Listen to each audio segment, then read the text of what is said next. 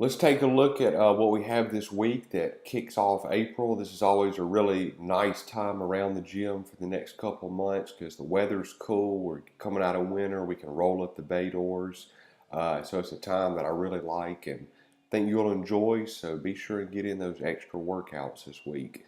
Um, let's see, we're going to start off on Monday with snatch, 3 sets of three ascending, just adding weight each set if you're able to.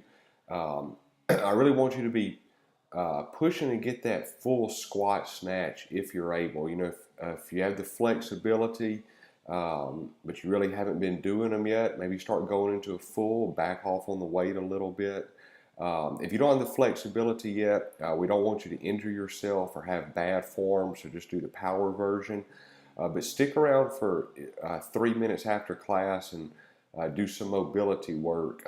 Something you can do is hold an overhead squat with a barbell for 60 seconds. If you do that every day that you come in right after your workout, within a month you'll see a big change.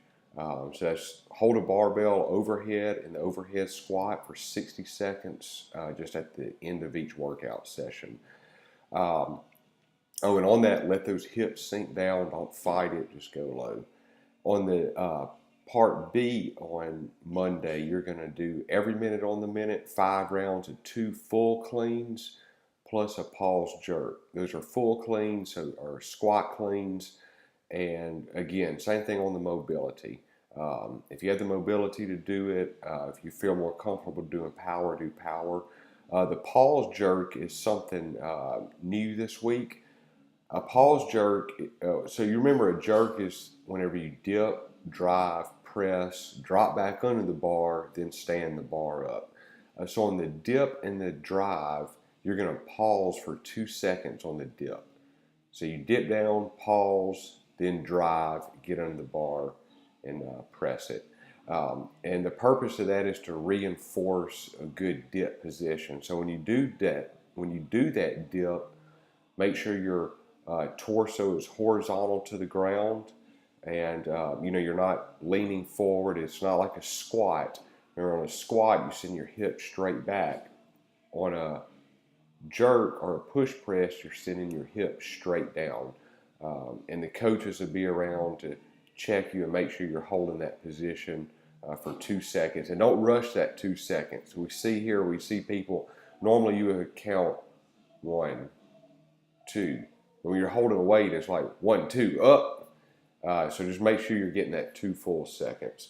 And then complete for time 50 box jumps, 40 push-ups, 30 toes to bar, 20 power snatch, 250-meter row. On the box jumps, we want you to step down. I've mentioned this before. One, it's safe to do it that way. You're not putting as much stress on your calves and your Achilles. Two, it actually helps build explosion better because you have to start from zero velocity jumping off the ground as opposed to, well, I guess you still have zero velocity. I'm not going to get into that, but you're not rebounding off. You don't get that rebound whenever you have to stop. And toes to bar, if you're not able to do toes to bar yet, we want you to try to do toe raises. So that's getting your toes up above your hips, or they call them leg raises also, instead of knee ups. Moving on to Tuesday, we're going to start off with back squats. Then we're moving on to shoulder press. On both of those, you want to, if you're able to, on the last set, go for max reps. And the reason for that is to see if you could have added more weight. So if you only get 3 reps, that's fine. It was still a really good set.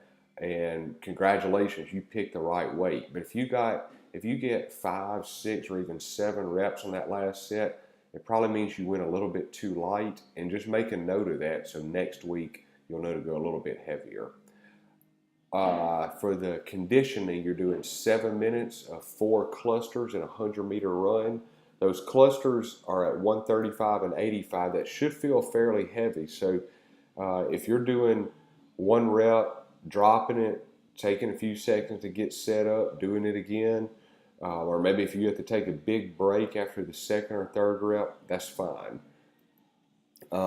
Wednesday, we're doing deadlift, 3 sets of 1. And so this may or may not be a max. And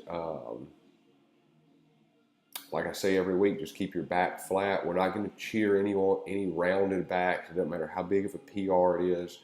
We want perfect form. And after each set, you're going to do a set of max strict pull-ups. If you're not able to do a pull-up, you're going to over the bar hang. And that's just when, that's like they do, I believe in the Marines, or they used to do in the Marines. You just hold your chin above the bar. And we put 3 to 5 seconds down there. If you can do it a lot longer than that, then go ahead and do a max hold. And the conditioning is 15 minutes, as many rounds as possible with a partner, of 20 kettlebell swings, goblet squats, shoulder to overhead, and double unders. Only one partner works at a time. You can switch in and out whenever you would like. Let's see, the shoulder to overhead should feel light to medium weight. So if that feels pretty heavy, go ahead and reduce the weight some.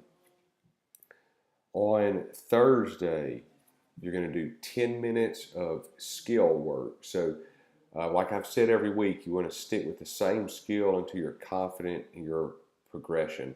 Coaches, make sure you have a drill set up for them to do at each of those stations. And, if a coach hasn't got to you yet, just sit there, do the drills, or do how you would normally practice them until they get around to you. Then for 32 minutes, every 4 minutes, you're going to run 400 or row 500, and then you're going to finish with 10 hollow body rocks and 10 Supermans. And then the score is the addition of your slowest run and your slowest row. So you're going to alternate the run and the row every 4 minutes. 1 minute or one round you'll do run, the next round you'll do row. And your slowest run, your slowest row will be added together. That forces you to keep a steady pace on everything. So you don't want to kill it the first time, but you also don't want to go too slow, because that's going to be your worst time. On Friday, you're going to do 3 sets of 3, so we're bringing that back. We took that out for a while because we were doing the open on Fridays. We're throwing this back in, so that's 3 behind the neck snatch grip push press, and then followed by 3 overhead squats. You're going to complete 4 rounds, a 200-meter run, 10 deadlift, 10 bar over burpees, and 10 pull-ups. That bar over burpee is not bar facing burpees. You can face the bar, but you don't have to. If you want to jump lateral, you can jump lateral. Just be very careful on that, because if you jump lateral and miss the bar, it's much harder to recover from that than if you're facing the bar and happen to trip over it. On Saturday, power snatch, touch and go. So we've been doing touch and goes on Saturdays, and touch and go just means when you never let go of the bar. Just make sure on that second rep that you have a good form and a good setup. If you feel like your form is completely deteriorated on that second rep, don't do touch and go. Just drop it. Take about 5 or 10 seconds, reset up, and do it again. Then there's a partner workout this Saturday. With a partner, you're going to complete 50 wall balls, 200-meter run, 30 wall balls, 400-meter run, 10 wall balls, and an 800-meter run. You can split that up however you would like, and you're going to do the runs together. Enjoy your week.